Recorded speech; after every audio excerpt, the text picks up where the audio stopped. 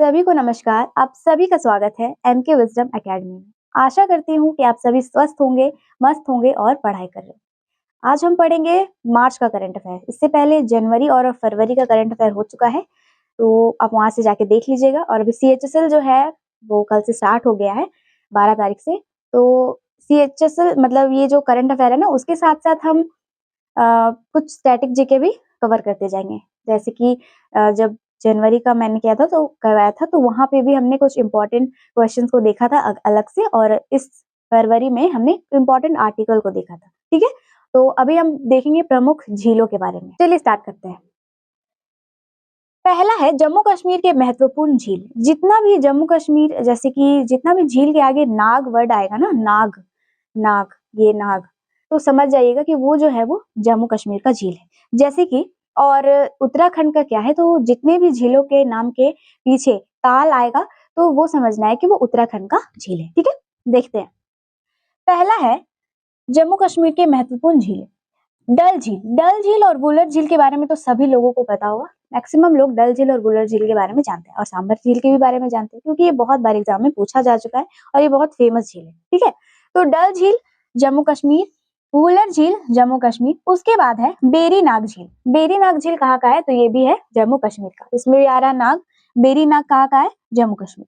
मानस बल झील कहाँ का है, जम्मू कश्मीर। मानस बल झील जम्मू कश्मीर। उसके बाद है नागिन झील। अब नाग आएगा तो साथ में नागिन तो आएगी, तो नागिन झील कहाँ का है, नागिन झील भी है जम्मू कश्मीर का। उसके बाद है शेषनाग झील। शेषनाग झील कहाँ का है, ये भी जम्मू कश्मीर का है। और लास्ट में है अनंतनाग झील, ये कहाँ का है, जम्मू कश्मीर। एक बार फिर से देखते हैं। डल झील, बुलर झील, बेरीनाग झील, मानस झील, नागिन झील, शेषनाग झील और अनंत सागर झील। ठीक है, अनंतनाग झील, ये सब कहाँ के हैं, तो ये है जम्मू कश्मीर के महत्वपूर्ण झीलों के नाम। अब आगे आते हैं राजस्थान के महत्वपूर्ण झील। राजस्थान के महत्वपूर्ण झीलों को देख लेते हैं। पहला है राजसमंद झील। राजसमंद या राजसमंद जो बोली, राजस्थान में, तो राजस ऐसे करके आप रिलेट कर सकते हैं। ठीक है, तो राजसमंद झील कहाँ का है, ये है राजस्थान का। अगला है पिछोलिया झील। पिछोलिया झील कहाँ का है, तो ये भी है राजस्थान का। सांबर झील, सांबर झील के बारे में भी बहुत लोगों को पता होगा। ठीक है, सांबर झील। अगला है जयसमंद। जयसमंद राजसमंद, ये कहाँ का है, तो राजस्थान का है। फतेहपुर सागर झील। फतेहपुर सागर झील, फतेहपुर सिकरी का निर्माण किसने करवाया था, तो फतेहपुर सिकरी में ही ना बुलंद दरवाजा, और उसका निर्माण जो है वो अकबर ने करवाया था। फतेहपुर सागर झील राजस्थान, डिंडवाना झील राजस्थान, और लून कनर सागर झील ये कहाँ पे है, तो ये भी है राजस्थान में। ठीक है, लून कनर सागर, डिंडवाना झील, फतेहपुर सागर झील, जयसमंद झील, सांबर झील, पिछोलिया झील और राजसमंद झील, ये सब कहाँ के हैं, तो ये है राजस्थान के प्रमुख झीलों के नाम। आगे अब है उत्तराखंड के महत्वपूर्ण झील। उत्तराखंड में सबके पीछे ताल आएगा। ठीक है, सबके पीछे क्या आएगा, ताल। नैनीताल एक बहुत फेमस वहां पे जगह है उत्तराखंड में, लेकिन वहां पे उसके नाम पे भी एक झील है, नैनीताल झील। ठीक है, सबसे पहला है सात ताल झील। सात ताल झील कहाँ का है, उत्तराखंड। उसके बाद है नैनीताल झील, राकसताल झील, मालाताल झील, देवताल झील, नौकुचिया ताल झील और खरपताल झील, ये कहाँ के हैं, तो उत्तराखंड के झील। सबके पीछे ताल है, आपको याद करने का इतना दिक्कत नहीं होगा।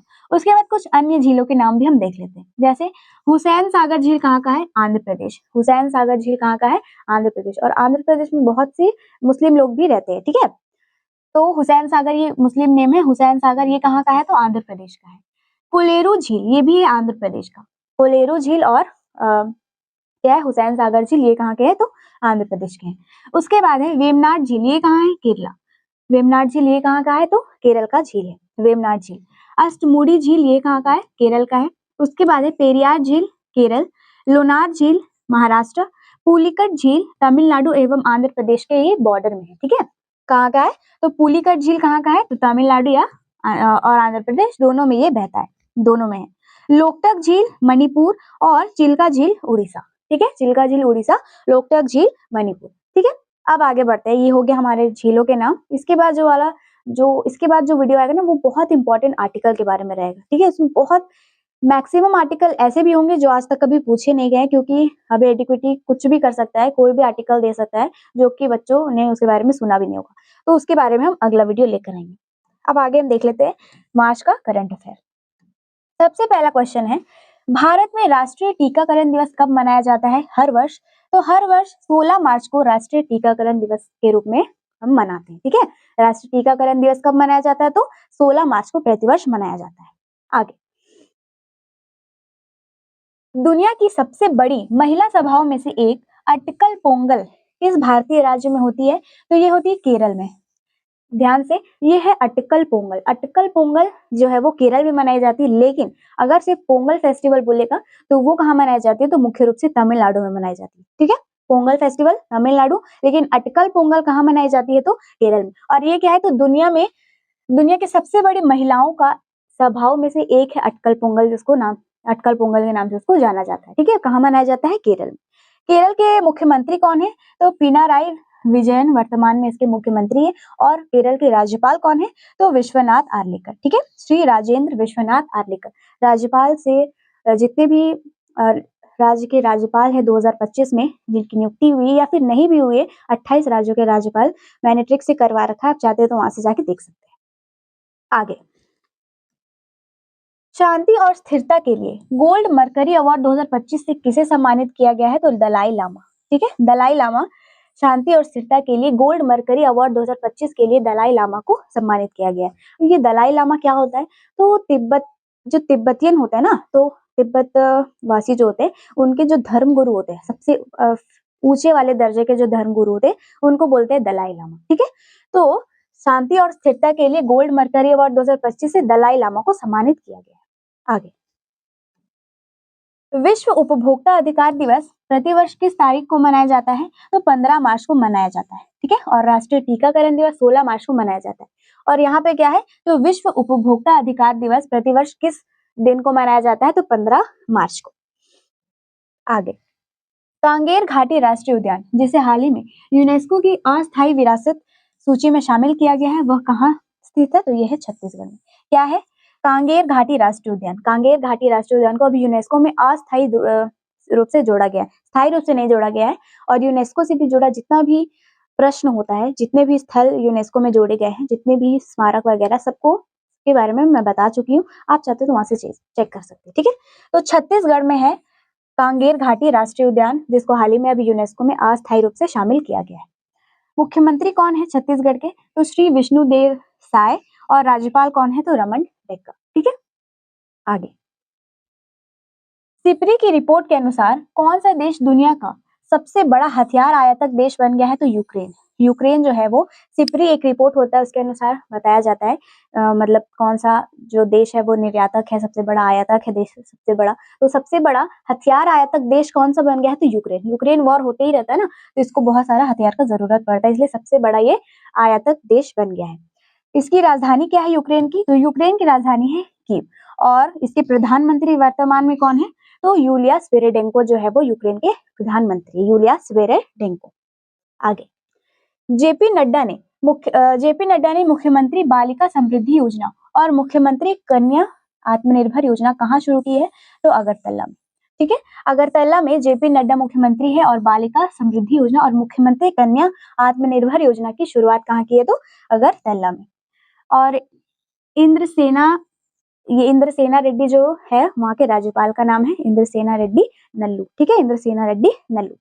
त्रिपुरा का राजधानी होता है अगरतला। और त्रिपुरा के जो मुख्यमंत्री है वो कौन है? जेपी नड्डा। ठीक है, और झारखंड में एक योजना चलती है जिसका नाम है मैया सम्मान योजना। मैया सम्मान योजना योजना, जिसमें प्रतिवर्ष जो वहाँ की 18 प्लस जो महिलाएं हैं, 50 वर्ष से कम और 18 से ज्यादा, वहां पे प्रति महीना उन लोग को हर माह 2,500 रुपया दिया जाता है। और लाडला भाई योजना कहाँ का है? तो ये लाडला भाई योजना जो है वो महाराष्ट्र सरकार के द्वारा वहां के लड़कों के लिए शुरू किया गया। और लाडली योजना कहाँ का है? तो लाडली योजना जो है वो मध्य प्रदेश का है। ठीक है, कुछ कुछ याद रखिएगा। तो अगरतला में जेपी नड्डा जो है वो बालिका समृद्धि योजना और मुख्यमंत्री कन्या आत्मनिर्भर योजना शुरू किए हैं। और उनके अगरतला के जो त्रिपुरा के जो राज्यपाल है उनका नाम है इंद्रसेना रेड्डी नल्लू। आगे, भारतीय रेलवे पानी की कमी से निपटने और तालाबों की खुदाई करके जल संरक्षण में सुधार करने के लिए कौन सी पहल कर रहा है? तो नाम है मिशन अमृत सरोवर। ठीक है। मिशन अमृत सरोवर, भारतीय रेलवे को बहुत ज्यादा पानी वानी का दिक्कत हो रहा है, जिसके कारण वो एक पहल शुरू कर रहा है। वो कौन सा पहल है? तो जल संरक्षण में सुधार करने के लिए जो पहल का नाम है वो है मिशन अमृत सरोवर। ठीक है, मिशन अमृत सरोवर भारतीय रेलवे के द्वारा ये शुरू किया जा रहा है। विश्व गौरैया दिवस कब मनाया जाता है? गौरैया को इंग्लिश में बोलते हैं स्पैरो। तो विश्व स्पैरो डे मतलब इंटरनेशनल स्पैरो डे हम कब सेलिब्रेट करते हैं? तो 20 मार्च को सेलिब्रेट करते हैं।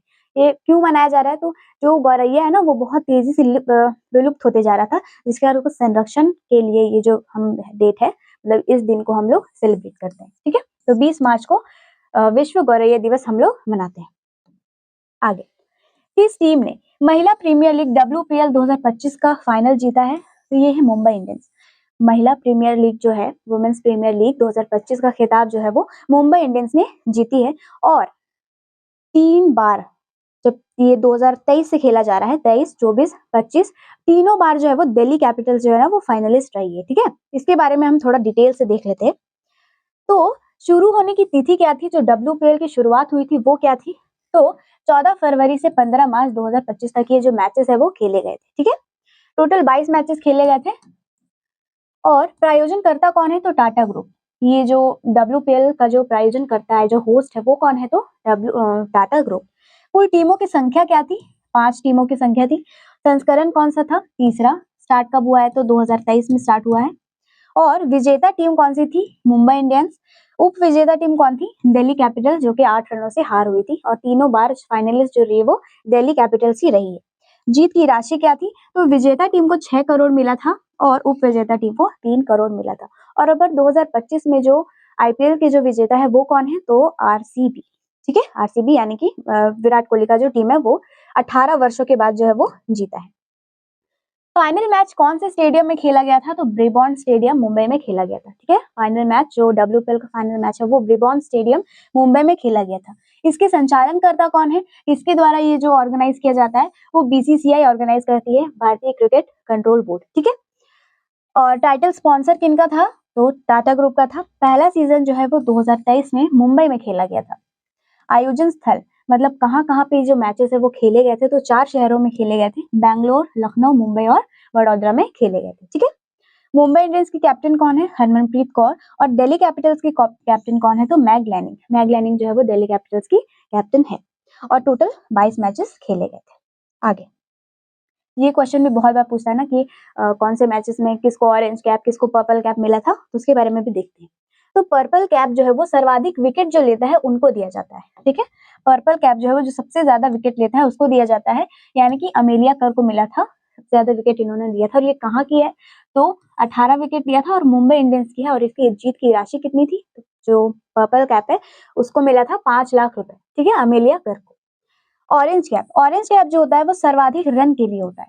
नेटली साइवर ब्रंट जो कि 523 रन बनाई थी, मुंबई इंडियंस की थी। और इसकी भी जो जीत की राशि थी वो कितनी थी? 5 लाख रुपए। मोस्ट वैल्यूएबल प्लेयर होगा, मोस्ट वैल्यूएबल प्लेयर जो थी वो नेटली साइवर ब्रंट थी, जिन्होंने 523 रन बनाए थे और 12 विकेट टोटल लिए थे। और ये कहाँ की है? मुंबई इंडियंस की है। Emerging player of the season Amanjot Kaur. और फेयर प्ले अवार्ड जो है वो गुजरात जायंट्स को मिला था। मतलब उन्होंने पूरा फेयर प्ले किया था, तो अच्छे तरीके से ईमानदारी पूर्वक खेला था। आगे, भगत सिंह, सुखदेव और राजगुरु को सम्मानित करने के लिए शहीद दिवस के रूप में हम लोग कब मनाते हैं? तो शहीद दिवस जो है वो 23 मार्च को हर वर्ष सेलिब्रेट किया जाता है। भगत सिंह, सुखदेव और राजगुरु को फांसी हुई थी ना 23 मार्च को, तो हर वर्ष हम लोग 23 मार्च को शहीद दिवस के रूप में मनाते हैं। ठीक है, आगे, त्रिनिदाद और टोबैगो के नए प्रधानमंत्री कौन है? तो ये है कमला प्रसाद बिसेसर। ठीक है, कमला प्रसाद बिसेसर जो है वो कहाँ के प्रधानमंत्री है? त्रिनिदाद और टोबैगो के नए प्रधानमंत्री हैं। आगे, विश्व क्षय रोग यानी कि TB दिवस प्रतिवर्ष कब मनाया जाता है? 24 मार्च को मनाया जाता है और 23 मार्च को शहीद दिवस मनाया जाता है। विश्व क्षय रोग यानी कि TB दिवस कब मनाया जाता है? तो ये मनाया जाता है 24 मार्च को। आगे, हाल ही में नामीबिया की, सॉरी यहाँ पे नामीबिया होगा।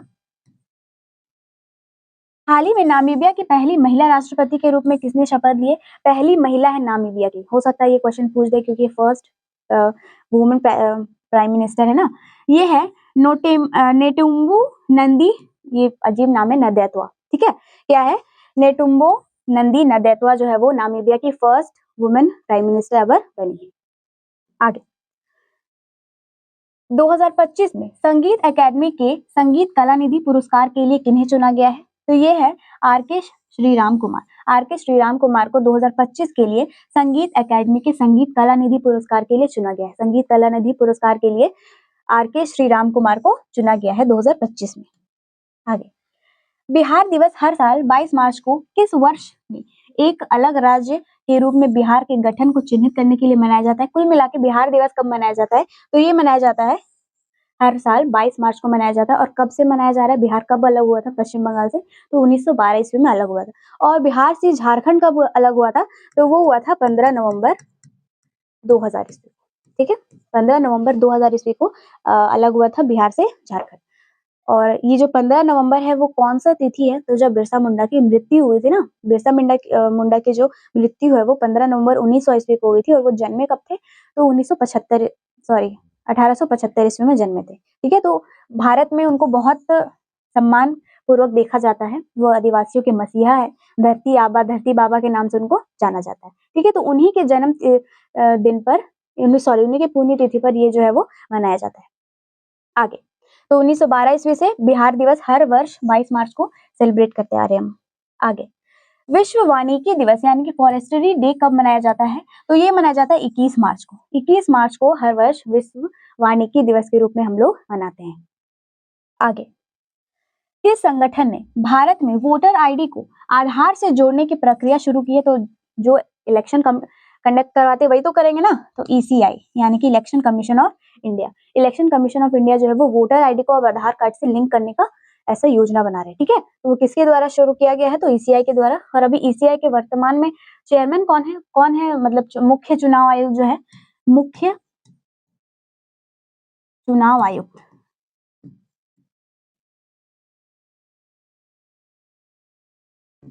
आयुक्त जो है वो अभी है ज्ञानेश कुमार। ठीक है, ज्ञानेश कुमार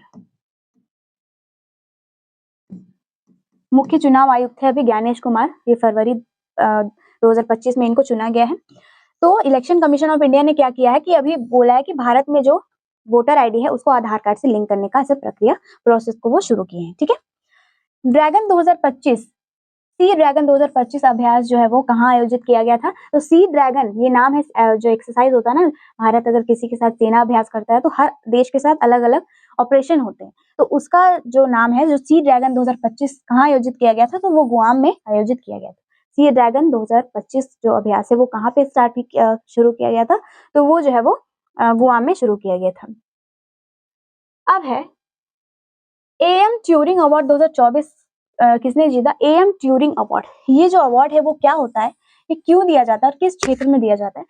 तो कंप्यूटिंग के क्षेत्र में दिया जाता है, यानी कि जो कंप्यूटर में बहुत ज्यादा अचीवमेंट प्राप्त करते हैं कंप्यूटर के क्षेत्र में, जैसे कि कोई नया कुछ अलग टाइप का फीचर निकाल दिया या फिर कुछ भी। तो ये जो दो नाम है ना, एंड्रयू बार्टो और रिचर्ड सटन, ये एंड्रयू बार्टो और रिचर्ड सटन जो है वो उन्होंने अबर 2024 में कंप्यूटर के क्षेत्र में बहुत ज्यादा अच्छी उपलब्धि, कुछ इन्होंने अलग तरीके की खोज की है वहां पे, इसीलिए उनको ये जो अवार्ड है वो मिला है। क्या नाम है? Am Turing award. ठीक है, फिर से एंड्रयू बार्टो और रिचर्ड सटन। आगे खेलो इंडिया विंटर गेम्स 2025 कहाँ आयोजित किए जाएंगे? तो गुलमर्ग में आयोजित किए जाएंगे। क्या है? खेलो इंडिया विंटर गेम्स 2025। ये लगभग हर एग्जाम के हर मैक्सिमम शिफ्ट में ना ये खेलो इंडिया यूथ गेम, खेलो इंडिया यूनिवर्सिटी गेम, ये सब पूछ ही देता है। ठीक है, तो इस बार 2025 का कहाँ आयोजित किया जाएगा? तो गुलमर्ग में आयोजित किया जाएगा। आगे इस मंत्रालय ने सशक्त पंचायत नेत्री अभियान शुरू किया है? तो ये है मिनिस्ट्री ऑफ मतलब पंचायती राज के द्वारा ये शुरू किया गया है। क्या योजना है? तो सशक्त पंचायत नेत्री अभियान। ये आंख से रिलेटेड है, मतलब कि निःशुल्क आपको आंखों का इलाज होगा। ठीक है, जो बूढ़े बुजुर्ग हो गए ना उसके लिए। तो ये किसके द्वारा शुरू किया गया है? तो पंचायती राज मंत्रालय। मतलब जो पंचायत में जो क्या बोलते हैं, हर एक पंचायत में एक सेवा गृह होता है, मेडिकल स्टोर, जो कि निःशुल्क इलाज करता है। ठीक है, तो वहीं पे ये जो है नेत्री अभियान शुरू किया गया है। और पंचायती राज जो हमारे जो मिनिस्टर है पंचायत वाले, उसके द्वारा शुरू किया गया है। हाल ही में किसने दक्षता और व्यापार को आसान बनाने के लिए वन नेशन वन पोर्टल की पहल शुरू की है? तो ये है सर्बानंद सोनोवाल। ठीक है, सर्बानंद सोनोवाल जो है वो वन नेशन वन पोर्टल का जो योजना है वो चलाएं। ठीक है, क्या है तो दक्षता और व्यापार को आसान बनाने के लिए वन पोर्टल वन नेशन की शुरुआत इन्होंने किया है। किसके द्वारा किया गया है? सर्बानंद सोनोवाल के द्वारा। आगे, हाल ही में प्रधानमंत्री मोदी ने किस बाघ अभ्यारण्य को भारत में 58वें बाघ अभ्यारण्य के रूप में मनाया है, दर्जा दिया है? तो वो माधव टाइगर रिजर्व है। और ये टाइगर रिजर्व जो है ना, नाम से ही पता चल रहा है टाइगर रिजर्व है, टाइगर लोगों को रिजर्व किया जाता है, संरक्षण क्षेत्र प्रदान किया जाता है उन लोगों के लिए। तो 58वें नंबर का जो अभी तो ये मार्च में ऐड किया गया है, तो वो कौन सा है? तो माधव टाइगर रिजर्व। पूछा जाए कि कौन सा जो टाइगर रिजर्व इनमें से सबसे नया है, तो वो है माधव टाइगर रिजर्व। ये कहाँ पे है? तो मध्य प्रदेश में। आगे थोड़ा सा देख लेते हैं कि टाइगर के बारे में क्या है। टाइगर के संरक्षण के लिए प्रोजेक्ट टाइगर का जो शुरुआत हुआ था, ये क्वेश्चन बहुत बार पूछा है कि प्रोजेक्ट टाइगर का जो शुरुआत है वो कब, कौन सी ईस्वी में हुआ था? तो 1 अप्रैल 1973 में। और किसके द्वारा शुरू किया गया था? तो भारत के जो पूर्व प्रधानमंत्री है ना, श्रीमती इंदिरा गांधी जी, उनके द्वारा शुरू किया गया था। प्रोजेक्ट टाइगर से पहले जो भारत में टोटल बाघों की संख्या थी वो कितनी थी? लगभग 265 के करीब, यानी कि बहुत कम। ठीक है, और अभी जब से टाइगर प्रोजेक्ट टाइगर शुरू हुआ है तब से लेके अभी तक भारत में जो बाघों की संख्या है वो 2600 से भी ज्यादा हो गई। लगभग पूरे भारत में, पूरे विश्व में लगभग पूरे विश्व का 80% बाघ जो है ना, वो कहाँ पे निवास करता है? वो भारत में अभी निवास करता है। ठीक है, चलिए देखते हैं क्या है।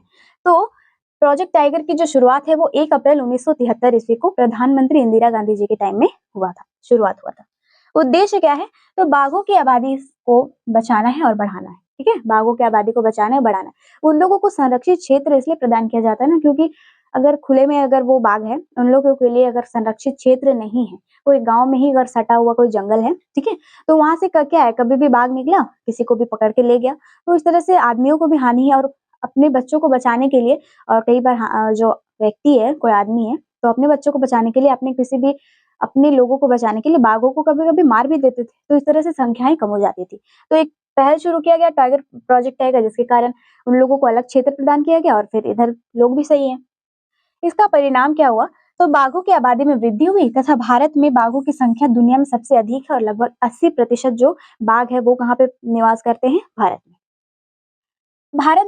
भारत का जो राष्ट्र पशु है वो है बाघ। वैज्ञानिक नाम क्या है? तो पैंथेरा टिग्रिस। पैंथेरा टिग्रिस जो है वो बाघ का जो साइंटिफिक नेम है वो है। ठीक है, बाघ दिवस हर वर्ष हम लोग 29 जुलाई को सेलिब्रेट करते हैं। 29 जुलाई को क्या मनाते हैं हम लोग? बाघ दिवस, विश्व बाघ दिवस। कुल टाइगर रिजर्व 58वां है, 2025 तक 58वां है, मतलब अभी जो माधव टाइगर रिजर्व को जोड़ा गया। बाघों की गणना जो है वो हर 4 वर्ष के अंतराल पर किया जाता है। अगर 2018 में किया गया था, फिर 22 में किया गया था, और अब कब किया जाएगा? तो 26 में। बाघों की जनगणना कब की जाती है? तो वो किया जाता है 4 साल में।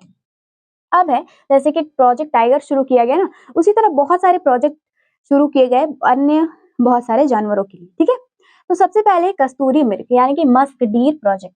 तो कस्तूरी मृग जो है वो 1970 ईस्वी में इस प्रोजेक्ट की शुरुआत हुई। उसके बाद है प्रोजेक्ट हंगुल। प्रोजेक्ट हंगुल जो है वो 1970 ईस्वी में स्टार्ट किया गया था। गिर गिर राष्ट्रीय उद्यान जो है वो 1972 ईस्वी में लायन के संरक्षण के लिए किया गया था। फिर कछुआ संरक्षण 1975। गैंडा संरक्षण यानी कि 1900, ये जो राइनोसोरस होते हैं ना उसको बोलते हैं, तो गैंडा संरक्षण जो है वो 1987। हाथी प्रोजेक्ट 1992, ये होगा गिद्ध। ठीक है, तो गिद्ध संरक्षण 2006 और हिम तेंदुआ 2009। ये जो है वो कुछ प्रोजेक्ट जो है वो जानवरों से जुड़े हुए हैं। आगे देख लेते हैं, ये जो है सबसे ज्यादा टाइगर रिजर्व अगर पूछा जाए कि कौन से राज्य में स्थित है, तो वो जो है वो मध्य प्रदेश में सबसे ज्यादा स्थित है। वो कितने हैं? तो उसकी संख्या जो है वो 9 है। सबसे पहले है Kanha tiger reserve. Kanha tiger reserve ये कहाँ का है? तो मध्य प्रदेश का है। Pench tiger reserve, Bandhavgarh tiger reserve, Madhav और बांधव ये राइमिंग है, ठीक है, तो आपको रिलेट कर पाइएगा आप। Panna tiger reserve, Satpura tiger reserve, Sanjay Dubri tiger reserve, Veerangana Durgavati tiger reserve और राधापानी टाइगर रिजर्व। ये जो है वो 54वां नंबर का है, और माधवगढ़ से पहले ये राधापानी टाइगर रिजर्व को जोड़ा गया था। ठीक है, तो ये है मध्य प्रदेश के कुछ टाइगर रिजर्व, कुछ नहीं सारे टाइगर रिजर्व। आगे वो हो गया। अब आगे हम अगले क्वेश्चन की ओर बढ़ते हैं। भारत की पहली महिला कानून सचिव के रूप में किन्हें नियुक्त किया गया है? पहली महिला कानून सचिव यानी कि फर्स्ट वुमेन लॉ सेक्रेटरी के रूप में किन्हीं को चुना गया है? तो वो है अंजू राठी। ठीक है। अंजू राठी राणा को जो है वो पहली कानून सचिव के रूप में चुना गया। ठीक है, महिला कानून सचिव के रूप में अंजू राठी राणा जी को चुना गया है। आगे, किस भारतीय राज्य में चापचार कूट त्योहार मनाया जाता है? तो ये है मिजोरम में। ठीक है, ये जो है ना कूट वर्ड, ये कूट वर्ड जहां भी आएगा, कहाँ का फेस्टिवल होता है, ये कूट एक की पॉइंट है जिससे आप रिलेट कर पाइएगा। तो मिजोरम का लगभग जो त्योहार है ना, उस जो इम्पोर्टेंट त्योहार है उसमें कूट वर्ड आता ही है। ठीक है, जैसे क्या है, चापचार कूट हो गया, एंथुरियम कूट और मीम कूट और थलफवांग कूट। ठीक है, ये चार जो है वो कूट कूट याद रखिएगा, कूट आते रहिएगा। तो कूट वर्ड जो है ना वो मिजोरम का फेमस फेस्टिवल होता है। मिजोरम के जो मुख्यमंत्री है वो कौन है? लाल दुहोमा, और इसके लाल दुहोमा जो है वो मुख्यमंत्री, और राज्यपाल कौन है? तो ये रिटायर्ड जनरल ऑफिसर है डॉक्टर विजय कुमार सिंह। ठीक है, डॉक्टर विजय कुमार सिंह ये कहाँ के है? तो मिजोरम के राज्यपाल है। आगे, अंतर्राष्ट्रीय महिला दिवस कब मनाया जाता है? तो 8 मार्च को अंतर्राष्ट्रीय महिला दिवस के रूप में हम लोग सेलिब्रेट करते हैं। ठीक है, अंतर्राष्ट्रीय महिला दिवस की इस बार थीम क्या थी? तो सभी महिलाओं और लड़कियों के लिए अधिकार, समानता और सशक्तिकरण। ठीक है, सभी महिलाओं के लिए क्या है, या फिर लड़कियों के लिए अधिकार, समानता और सशक्तिकरण इस 2025 जो महिला दिवस है ना, अंतर्राष्ट्रीय महिला दिवस, उसकी थीम है। ठीक है, theme for all empowerment women and girls right equality. आगे, नासिक कुंभ मेला 2027 में किस नदी के तट पर आयोजित किया जाएगा? तो ये नासिक कुंभ जो नासिक कुंभ मेला है ना 2027 का, वो कहाँ पे आयोजित किया जाएगा? तो वो गोदावरी नदी के तट पर आयोजित किया जाएगा। और ये गोदावरी नदी जो है वो उसको बोला जाता है बूढ़ी गंगा। ठीक है, बूढ़ी गंगा के नाम से हम इसको जानते हैं। और ये कहाँ, किस राज्य में है? तो ये है महाराष्ट्र में। महाराष्ट्र में ये स्थित है। ठीक है, आगे, हाल ही में किन 2 भारतीय रेलवे कंपनियों को केंद्र सरकार द्वारा नवरत्न का दर्जा दिया गया है? तो ये है IRCTC और IRFC। ठीक है, ये 2 कंपनी है जिसको भारत सरकार के द्वारा नवरत्न कंपनियों का दर्जा दिया गया। ये दोनों रेलवेज के लिए काम करते हैं। क्या है ना, ये खाना जुटाने का काम करता है, ये फंड जुटाने का काम करता है। ठीक है, क्या है इसका फुल फॉर्म? तो Indian railway catering and tourism corporation. ये देखिए, केटरिंग वर्ड तो खाने पीने से ही रिलेटेड है। और ये क्या है? तो इंडियन रेलवे फाइनेंस कॉर्पोरेशन, मतलब ये रेलवे के लिए फंड जुटाने का काम करता है। ठीक है, तो ये दो कंपनी है जिसको अभी हाल ही में भारत सरकार के द्वारा नवरत्न का दर्जा दिया गया है। अभी टोटल 25 नवरत्न कंपनियां हैं। किस भारतीय राज्य में अब देश में डॉल्फिन की संख्या जो है वो सबसे अधिक है? तो उत्तर प्रदेश में डॉल्फिन की संख्या जो है वो सबसे अधिक है। उत्तर प्रदेश में गंगा नदी बहती है और गंगा नदी में जो है वो डॉल्फिन की संख्या सबसे ज्यादा है। और कहाँ पे है? तो उत्तर प्रदेश में। आगे, 1 मार्च 2025 से शुरू होने वाले 3 साल के कार्यकाल के लिए भारतीय प्रतिभूति और विनिमय बोर्ड यानी कि सेबी के नए अध्यक्ष के रूप में किन्हें नियुक्त किया गया है? यह है तुहिन कांता पांडे। तुहिन कांता पांडे को सेबी के नए अध्यक्ष के रूप में चुना गया है। सेबी की जो स्थापना हुई थी वो हुई थी 12 अप्रैल 1988। ठीक है, 12 अप्रैल 1988 ईस्वी को सेबी की स्थापना हुई थी। तुहिन कांता पांडे जो वर्तमान में इसके अध्यक्ष है। अपने बजट में एक अलग जलवायु अध्ययन, ये जो है ना, जो अहमदाबाद म्युनिसिपल कॉर्पोरेशन है, उनका क्या होता है, अपना बजट निकलता है, अपने शहर का एक बजट निकलता है, उसमें इन्होंने एक नया अध्याय को जोड़ा है। वो अध्याय क्या है? तो जलवायु। ठीक है, जलवायु अध्याय के नाम से इसको जोड़ा है और उसके लिए भी एक अलग बजट जो है वो निकलेगा। और पहला शहरी स्थानीय निकाय कौन सा होगा भारत का? तो ये होगा अहमदाबाद म्युनिसिपल कॉर्पोरेशन। आगे, मुख्यमंत्री एकल महिला स्वरोजगार योजना किस राज्य सरकार के द्वारा शुरू की गई है? यह है उत्तराखंड के द्वारा। ठीक है, उत्तराखंड के द्वारा मुख्यमंत्री एकल महिला स्वरोजगार योजना जो है वो किस के द्वारा शुरू की गई, किस राज्य सरकार के द्वारा? तो यह है उत्तराखंड सरकार के द्वारा। भारत ने 5वीं बार एशियाई महिला कबड्डी चैंपियनशिप कहाँ जीती है? तो ये है तेहरान, ईरान की राजधानी तेहरान। ठीक है, ईरान की राजधानी तेहरान में भारत जो है वो 5वीं बार एशियाई महिला कबड्डी चैंपियनशिप जो है वो 5वीं बार कहाँ जीता है? तो तेहरान। आगे, टेस्ला भारत में अपना पहला शोरूम कहाँ खोलने का योजना बना रहा है? तो ये जो है वो मुंबई बांद्रा कुर्ला कॉम्प्लेक्स। ठीक है, कुर्ला कॉम्प्लेक्स, ये मुंबई बांद्रा कुर्ला कॉम्प्लेक्स में जो टेस्ला जो है वो अपना नया पहला शोरूम जो है वो खोलने का तैयारी कर रहा है। ठीक है, आगे, वर्ष 2023 के 59वें ज्ञानपीठ पुरस्कार के लिए किन्हें चुना गया है? विनोद कुमार शुक्ला। विनोद कुमार शुक्ला को है 59वें ज्ञानपीठ पुरस्कार के लिए, इनको 2023 के जो 59वां ज्ञानपीठ पुरस्कार है उसके लिए इनको चुना गया। कौन है? विनोद कुमार शुक्ला। तो आज का जो हमारा टॉपिक था वो यहीं तक था, करंट अफेयर्स। इसके बाद इंपॉर्टेंट आर्टिकल का वीडियो आएगा फिर, यानी कि अगर आप चाहते तो करंट अफेयर्स में ही मैं उसको ऐड करके ले आऊंगी। तो आशा करती हूँ कि आपको वीडियो पसंद आया। फिर मिलते हैं नेक्स्ट वीडियो में।